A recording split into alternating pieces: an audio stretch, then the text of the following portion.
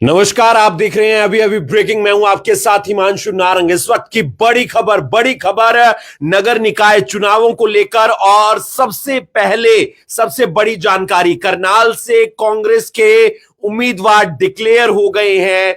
मनोज वधवा पर कांग्रेस पार्टी ने भरोसा जताया है। जी हां, कांग्रेस पार्टी की तरफ से मनोज वधवा मैदान में होंगे। सबसे पहली प्रतिक्रिया देवेंद्र गांधी जी से लेंगे, उसके बाद पूरी लिस्ट हम आपको बताएंगे। मनोज वधवा। हिमांशु, अभी अभी लिस्ट आई है और सबसे पहले हम ये जानकारी दे रहे हैं कि मनोज वधवा को ऑफिशियल तौर पर कांग्रेस ने अपना करनाल से मेयर पद का कैंडिडेट डिक्लेयर कर दिया। ये बड़ी जानकारी है, बड़ा अपडेट करनाल के लोगों के लिए और नगर निगम के एरिया के लोगों के लिए। अब सवाल ये है कि कांग्रेस को एक तो देर से प्रत्याशी मिल रहा है हिमांशु, कांग्रेस के पास बहुत ज्यादा प्रत्याशी थे नहीं। उम्मीद यही की जा रही थी मनोज वधवा या अशोक खुराना शायद बैक कर गए थे, और अब मनोज वधवा को टिकट मिला है। लेकिन अभी पार्टी में बहुत कश्मकश है, बहुत सारी चीजें आपको आने वाले दिनों में और डेवलपमेंट यहाँ पर दिखाई देती हुई। कैसे देखते हैं ये पूरा चुनाव? क्योंकि पहले भी मैं उस दौरान यहां पर नहीं था, रेणुबाला गुप्ता और आशा वधवा के बीच हुआ था, लेकिन अब का चुनाव रेणुबाला गुप्ता वर्सेस मनोज वधवा।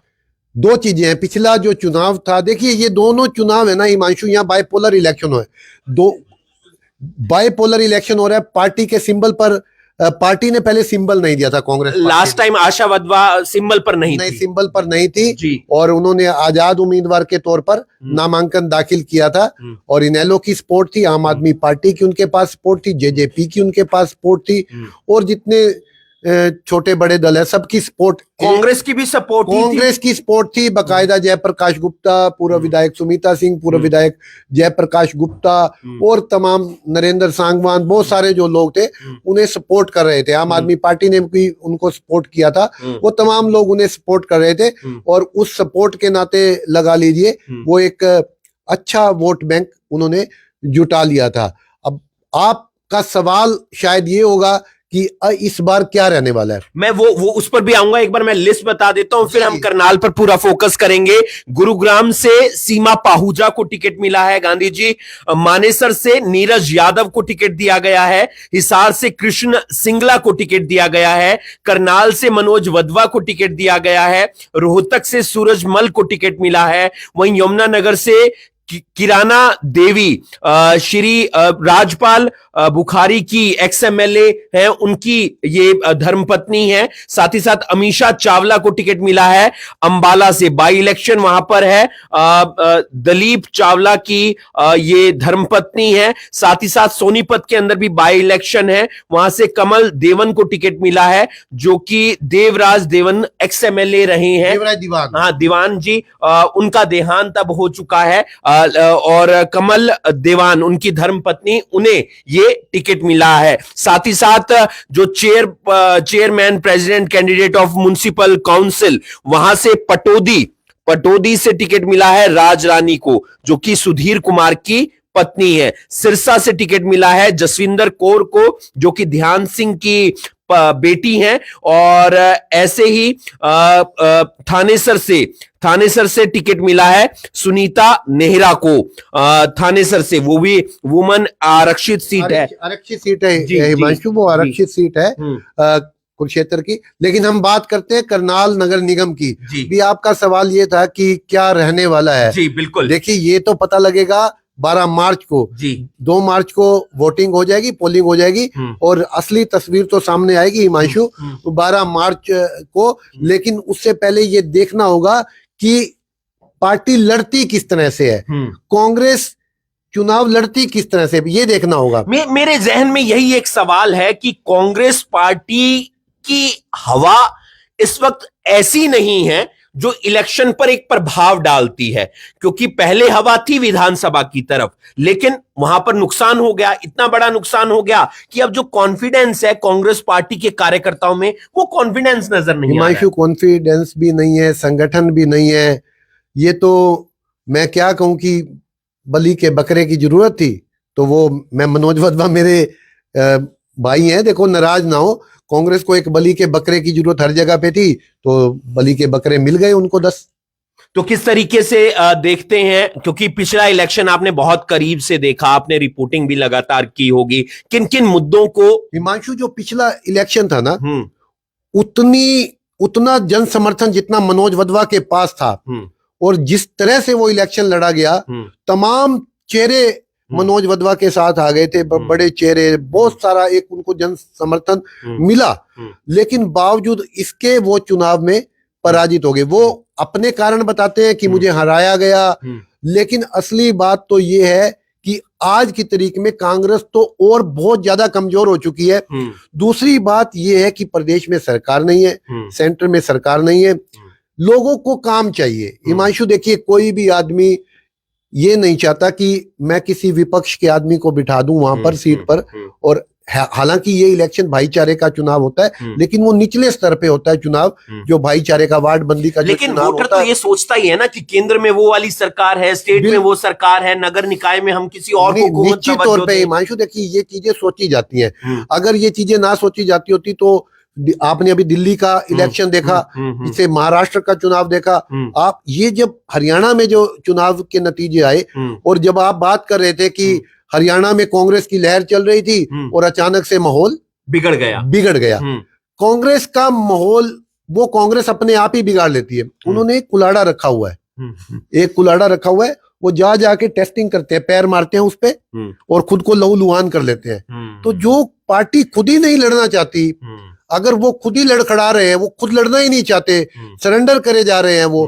अभी आपने देखा, अभी लिस्ट आएगी पार्षदों की, आपको अभी 20 वार्डों में चुनाव लड़ा रही है कांग्रेस, लेकिन हैरानगी की बात यह है कि जो 7-8 पार्षद बीजेपी को छोड़कर कांग्रेस के पास गए थे, कोई टिकट लेने को तैयार नहीं है। उन्हें लगता है कि हम कांग्रेस की टिकट लेंगे तो हम हार जाएंगे, निर्दलीय लड़ना वो बेहतर समझ रहे हैं बजाय कांग्रेस के। पंजे के निशान पे नहीं लड़ना चाहते। अब उससे क्या है, तो डिवीजन हो जाएगा वोटों का। ये जो पार्षद का चुनाव लड़ रहे हैं, जो निर्दलीय, इनमें और कांग्रेस में वोटों का, और बीजेपी का जो वोट है वो एक मुश्त पड़ेगा वोट। यानी ये जो चुनाव है, एक तरफ बीजेपी खड़ी है, दूसरी तरफ तमाम पार्टियां खड़ी है। लेकिन अब आम आदमी पार्टी भी चुनाव में सिंबल पर कह रहे हैं, मैंने प्रेस कॉन्फ्रेंस देखी। अभी आपने दिल्ली का चुनाव देखा, दिल्ली में बेहतरीन मौका था कांग्रेस को वापसी करने का, और संदीप दीक्षित जैसे चेहरे उन्होंने लड़ा दिए, शीला दीक्षित, जमानत तक नहीं बची। तो ये सारी चीजें जो हवा होती है ना हिमांशु, वो बहती रहती है इधर इधर। आपने देखा होगा कि पंजाब की हवा इस तरफ आ जाती है, और हालांकि दिल्ली की हवा के इस तरफ आ सकती है, कहने को तो नहीं आ सकती, लेकिन इस तरफ आती है। जब वो मुद्दा उठाना होता है तो वो हवा घूमती तौर पे आएगी, हवा आएगी, क्यों नहीं आएगी। हवा चारों तरफ से घूमती है। तो वो अभी हम नहीं कह सकते कि भाई मनोज वधवा, मैंने वही कहा कि उनके साथ कौन चुनाव में साथ चलेगा, कितने चेहरे दिखाई देंगे। अभी तो कांग्रेस एकजुट थी, पूरा विधानसभा का चुनाव गया सुनीता सिंह के साथ, कौन सा चेहरा नहीं था उनके साथ, तमाम लोग थे, प्रचार किया, और जितने बेहतर तरीके से वो चुनाव लड़ सकती थी लड़ी। लेकिन संगठन है नहीं, और फिर संगठन है नहीं तो उसका इम्पैक्ट ये होता है कि घर में अगर कोई बूढ़ा बुजुर्ग ना हो तो बच्चे जो है वो बिगड़ जाते हैं, कंट्रोल में नहीं रहते हैं। तो यहाँ भी सब बिगड़ा हुआ है काम कांग्रेस का, और यही नहीं पता कि यहाँ प्रचार करने कौन आएगा, कौन। अभी आपने देखा, रात को ही इन्होंने प्रदेश का प्रभारी बदल दिया, बीके हरिप्रसाद को, बावरिया को। यानी जब चुनाव बिल्कुल आपके सिर पे खड़ा है, तब आप कहते हो जी घर में शादी हो रही है, कह रहे जी वो कल शादी है, तो कह रहे वो पेंटिंग वाला आज लगा दो। भाई जब शादी से पहले पेंटिंग वाला लगाओ, पहले मरम्मत करा लो घर की, उसके कम से कम महीने का वक्त तो दीजिए, महीने 2 महीने का वक्त तो दे दीजिए। अब कल एकदम बहुत हैरानी वाला फैसला आया था रात को, जो वो एक पूरी लिस्ट आई थी, उसमें तमाम लोगों को सेवानिवृत्त कर दिया गया और कई लोगों को एक जगह दे दी गई। वो हैरानी वाला हिमांशु, कांग्रेस, पता है कांग्रेस का स्टीयरिंग ही नहीं समझ में आ रहा किसके हाथ में है। वो चले तो थे रोहतक से चंडीगढ़ के लिए, ठीक है, और चले थे भाई रोहतक से चंडीगढ़ जाएंगे हमारा भूपेंद्र सिंह हुड्डा, और पूरा उनको ये था कि भाई हम आत्मविश्वास से लबरेज थे वो। हाँ, लेकिन उनके साथ शैलजा बैठी हुई थी, उन्होंने ब्रेक पे पैर रखा हुआ था। वो हुड्डा रेस दिए जा रहे हैं, शैलजा ब्रेक पे पैर रखे बैठी है, इंजन ही खराब हो गया। तो आपको पता ही है फिर क्या होगा। तो ये इस पार्टी में बड़ी दिक्कत है कि एक आदमी ब्रेक पे, एक आदमी एक्सीलेटर पे, तो गाड़ी पहुंचेगी क्या? नहीं पहुंचेगी ना। वो पुल से चढ़ती है, फिर वापस चढ़ती है फिर वापस। तो ये स्थिति तो कांग्रेस की है आज की तारीख में। तो बहुत अच्छी पोजीशन कांग्रेस की तो नहीं है। अब मनोज वधवा उनका अपना वोट बैंक भी है। देखिए हिमांशु, तब था मनोज वधवा का अपना वोट बैंक। वो जब पहली बार चुनाव लड़े थे, इनेलो की टिकट पे लड़े थे, 14-15 हजार के करीब उन्हें वोट मिले थे। लेकिन तब इनेलो भी एक मजबूत पार्टी के तौर पर अच्छा उनका वर्चस्व था। फिर भी मनोज, मैं ये मानता हूं कि 5-7 हजार वोट मनोज वधवा की अपनी फेस वैल्यू के होंगे। लेकिन उनके रिश्तेदारी के वोट होते हैं, किसी के भाईचारे के वोट होते हैं, इतने ही वोट होते हैं। अगर कोई सोचे कि भाई मेरा इतना वोट बैंक है, इस बार पता लग जाएगा उनको कि उनका कितना वोट। अब असली परीक्षा उनकी इस बार बहुत बड़ी परीक्षा है उनकी। हालांकि मुझे जो लगता है मनोज वधवा ने ये टिकट क्यों ली, क्योंकि उन्हें अपना राजनीतिक भविष्य कांग्रेस में दिखाई दे रहा है। सुमित्रा सिंह चुनाव हार चुकी हैं और कोई चेहरा सामने आने को तैयार नहीं है। उन्हें लगा कि अब ये ग्राउंड खाली है, मैं इस पे ताकि आने वाले समय के अंदर विधायक पद के लिए वो अपनी दावेदारी मजबूती के साथ पेश कर सके। वो कई बार क्या होता है कि आदमी 3-4 बार हारता है ना, 5 बार हारता है, तो कई बार लोग कहते हैं यार बहुत बार हार बैठा है, सिंपैथी रहती है। लेकिन कई बार लोग इस बात से बुरा भी मानने लगते हैं, यार हर बार चुनाव में खड़ा हो जाता है। जैसा कि मराठा वीरेंद्र वर्मा, मेरे ख्याल 7-8 बार वो कई बार अब फिर वो चुनाव में खड़े हो गए थे असंध में जाकर के। हालत देखिए आपने क्या रही उनकी, 5-4 हजार वोट शायद, बहुत नीचे उनका रहा, बहुत कम वोट मिले। तो जो बार बार चुनाव की रेस में आपको सोशली भी इंटैक्ट रहना पड़ता है लोगों के साथ, आपको लोगों के मुद्दे भी लगातार उठाने पड़ते हैं। तो अगर आप इस तरह से सक्रिय रहोगे तो राजनीति में सिर्फ धप्पा करके चले जाना वो भी ठीक नहीं है, कि सिर्फ आरोप लगा के चले जाना। आज मीटिंग हुई बीजेपी की और 17 तारीख को नामांकन भरा जा रहा है रेणुबाला गुप्ता की तरफ से, अग्रवाल धर्मशाला, वो वाला कार्यालय जो सभी 17 तारीख को ही रेणुबाला भरेंगी, 17 तारीख को ही मनोज वधवा भरेंगे। मुकेश रघुवंशी है वो भर चुके हैं, नामांकन भर चुके हैं। और भी एक दो, अगर आम आदमी पार्टी ने डिक्लेयर किया है तो उनका भी कोई कैंडिडेट परसों नॉमिनेशन कर सकता है। तो ये सिनेरियो अब देखेंगे कि देखिए अंतिम फैसला हम तो यहाँ खड़े होके कह सकते हैं भाई उनको कांग्रेस ने बलि का बकरा बनाया, शायद उन्हें ये बात अच्छी नहीं लग रही होगी, या लेकिन अंतिम फैसला लोगों ने करना है, डिसाइड लोगों ने करना है कि उन्होंने किसके गले में विजय की माला पहनानी है। और ये 12 तारीख को ही डिक्लेयर हो पाएगा। जो जितनी मेहनत करेगा और जो जितना जनता के बीच में पॉपुलर होगा उसको वोट मिलेगा। और इस टाइम भाजपा जो है कांग्रेस पर बहुत भारी नजर आती है। मैं थोड़ी देर से चुनाव में उतरा हूं क्योंकि मैं गया हुआ था, आप इसको थोड़ा सा पहले से और ज्यादा तरीकों से खबरें पहुंचा रहे हैं। क्या चुनाव उठ रहा है या आगे उठेगा? मुझे वो हिमांशु, चुनाव का माहौल तो बनेगा। देखिए भाजपा अगर मैदान में अकेले भी दौड़ रही होती है ना, तब भी वो माहौल ऐसा क्रिएट करती है कि भाई बम बम बम बम बम, यानी वो अकेले भी अगर मैदान में, उसको पता भी है हम जीत रहे हैं, तो भी वो इतना बड़ा कैनवस खड़ा करती है, माहौल बना देती है। क्योंकि फिर देखिए, खाली आप इस चुनाव को इस नजरिए से मत देखिए कि ये हरियाणा में नगर निगमों के स्थानीय निकाय के चुनाव है और इसके बाद तत्काल बाद शायद अगले ही महीने मार्च में या अप्रैल में चुनाव है आपके बिहार विधानसभा के चुनाव है। और भाजपा को ऐसा मुझे लगता है कि उन्हें एक लक्की साबित हुआ है हरियाणा लक्की साबित हुआ है। उसके बाद उन्होंने महाराष्ट्र जीता है, उसके बाद उन्होंने दिल्ली जीता है। बड़े बड़े स्टेट जीते हैं जो एक कहा जाता है छाप छोड़ते हैं राजनीति के अंदर। मैं एक बात हिमांशु, बीजेपी नेताओं की एक बैठक को देख रहा था, तो वो प्रदेश अध्यक्ष मोहनलाल बड़ोली हो या नायब सिंह सैनी हो, उनकी बातों को सुन रहा था। वो अपने कार्यकर्ताओं को ये संदेश दे रहे थे कि किसी को हल्के में नहीं लेना और चुनाव को चुनाव के नजरिए से लेना है। जिस तरह दिल्ली में कांग्रेस को 0 पर पटका है, तो हरियाणा में भी कांग्रेस को साफ करना है।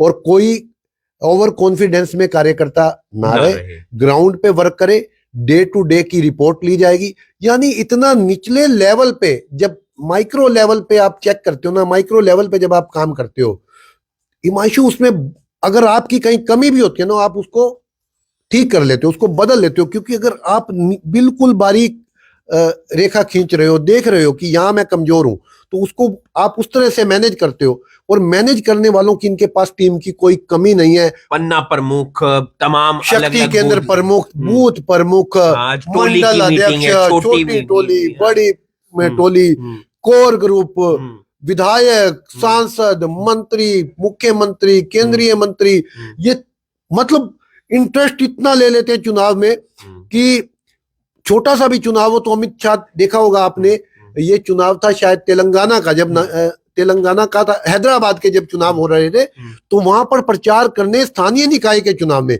अमित शाह पहुंचे हुए थे, शायद प्रधानमंत्री मोदी भी वहां पे गए हो। यानी स्थानीय निकाय के चुनाव में बीजेपी ये नहीं देखती हम कौन सा कितने बड़े चेहरे से प्रचार करवा रहे हैं, उन्हें इस बात से, उन्हें 24 घंटे, एक मशीनरी है जो 24 घंटे सिर्फ और सिर्फ इस बात के लिए एक्टिव है कि हमें जीतना है, हमें लड़ना है, हमें। और नेताओं की असली जो परीक्षा होती है वो चुनाव ही ये तो होते 24 हैं। घंटे पता नहीं देखिए, हम आपने अपना बचपन भी देखा, हमने अपना बचपन भी देखा, जब हम 3 घंटे का पेपर देने लगते थे ना, तो 3 घंटे में हम थक जाते थे, थक जाते थे, कई बार 2 घंटे में भी इतने बोर हो जाते थे। हम कहते थे कोई सवाल, कोई जवाब आता भी होता था ना, यार थक गया यार, दे यार 5 नंबर कम आ जाएगा, कोई बात नहीं। लेकिन भाजपा वाले पता नहीं क्या, वो 100 में से 110 लेना चाहते हैं, 10 नंबर राइटिंग के, 10 नंबर राइटिंग के, तो इसलिए लगातार भाग रहे हैं, भाग रहे हैं, भाग रहे हैं। और वो चुनाव को जिस तरह से लड़ते हैं ना हिमांशु, उसकी तो दाद देनी पड़ेगी। देखिए कांग्रेस अगर इस तरह से चुनाव लड़ती तो इतनी बुरी गत ना बनती, और अच्छा कर पाते अगर वो ढंग से मैनेजमेंट अपना सही रखते, संगठन को ध्यान में रखते, तो वो उसका बहुत फायदा था ना। वहां क्या दिक्कत है, वहां दिक्कत है कि मुझे जीतना है, वहां ये भूपेंद्र सिंह हुड्डा को मुझे जीतना है, शैलजा को ये मुझे जीतना है, और बीजेपी में है कि पार्टी को जीतना है, संगठन को जीतना है। और ये बहुत बड़ी बात है। और लोग जो है अब ये देखेंगे कि हमारा फायदा किस में है, किसको हम वोटिंग करें जो हमारे काम कर सके, या डेवलपमेंट को अगर बढ़ाना है तो कैसे बढ़ेगा डेवलपमेंट। मैं एक सवाल और लेता हूं, फिर कोशिश करेंगे कि मनोज वधवा का इंटरव्यू कर सके। और मेरी तरफ से ये सवाल जरूर पूछना कि आप खुद बलि का यही ऐसे ही पूछना आप, अगर वो जवाब दे पाए कि आप खुद बलि का बकरा बनने के लिए तैयार हुए या कांग्रेस ने आपको बलि का बकरा बनाया। हाँ, ये बिल्कुल। और एक सवाल, कांग्रेस में नाराजगी नहीं होगी कि किसी को भी टिकट दे दो, कोई भी लड़ ले, बीजेपी में ये चीज तो ये बात है ना, जब नाराजगी कब थी, जब पिछला विधानसभा का चुनाव था तब नाराजगी थी, तब पीठ में छुरा घोंपने वाली बात आ रही थी। बहुत सारे लोगों ने क्या किया वो आपको भी पता है, मुझे भी पता है। जब पार्टी विनिंग में होती है ना तब आदमी को लगता है मेरा मौका नहीं लगा, जब पार्टी हार रही होती है ना तो किसी को अफसोस नहीं होता कि भाई मुझे दी या नहीं दी, हार ही रहा था भाई। वो लॉटरी की टिकट जो लगनी ही नहीं है वो आपकी जेब में रहे या मेरी जेब में, क्या फर्क पड़ता है उस बात से। और बीजेपी में आपको लगता है ये सब मैनेज हो जाएगा, जो नाराजगी अगर किसी के मन में रहेगी? मैंने आपको बताया ना, अभी उनकी नाराजगी है, बहुत सारे लोगों की नाराजगी, राजीव जैन नाराज हुए, यहाँ से रेणु बाला गुप्ता नाराज हुई, बहुत सारे करणदेव कंबोज भी नाराज हुए, वो तो छोड़ के ही चले गए। लेकिन अब वो वापसी की ट्राई कर रहे हैं। करनाल के पार्षद छोड़ के चले गए थे, वो वापसी की ट्राई कर रहे हैं, किसी तरीके पार्टी में दोबारा ज्वाइनिंग हो जाए। उन्हें पता है कि सरकार के साथ चलना है, संगठन के साथ चलना है। अगर हम अपने काम कराने हैं, लोगों के डेवलपमेंट करानी है, लोगों के काम कराने हैं, तो सत्ता पक्ष के साथ चलना ही पड़ेगा।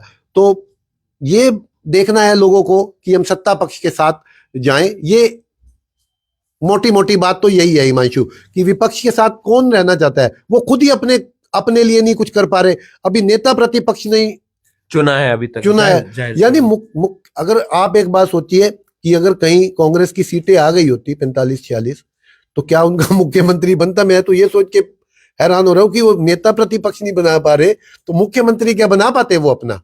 ये अंदर की गुटबाजी, गुटबाजी तो खत्म नहीं होने वाली इनकी। अभी भी आप इस चुनाव में देखना, मेरे पास तो ऐसी सूचना है कि बहुत सारे लोग इस बात का विरोध करेंगे और बड़े प्रतिष्ठित चेहरे, बड़े बड़े चेहरे इस बार कांग्रेस को छोड़ने के लिए तैयार बैठे हैं।